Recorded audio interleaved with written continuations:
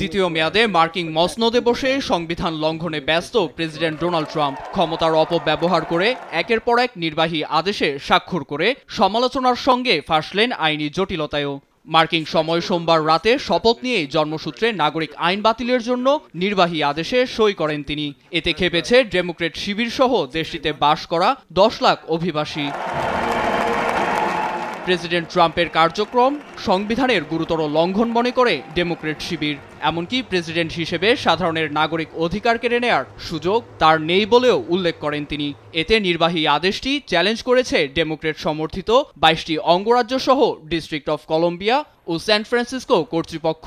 জোটবদ্ধ হয়ে বুধবার বোস্টনের ফেডারেল আদালতে দায়ের করেন মামলাও।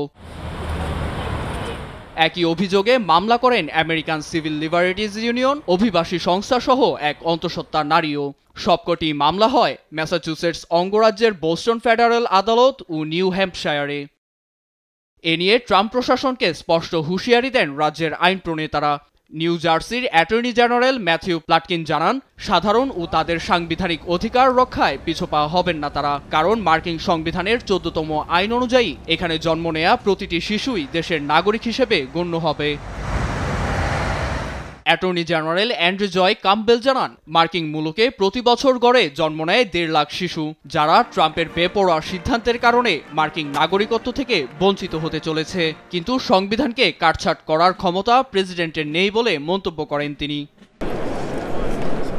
ট্রাম্প প্রশাসনের জন্য চাকরি বাজারে বৈষম্য ও অনিশ্চয়তা তৈরি হবে, এমন আশঙ্কায় ট্রাম্পের আস্থাভাজন টেক বিলিয়নিয়র ইলন মাস্কের বিরুদ্ধেও চড়াও হচ্ছেন ডেমোক্রেটরা। তার নেতৃত্বাধীন ডিপার্টমেন্ট অফ গভর্নমেন্ট এফিসিয়েন্সির বিরুদ্ধেও চ্যালেঞ্জ করেছেন তারা।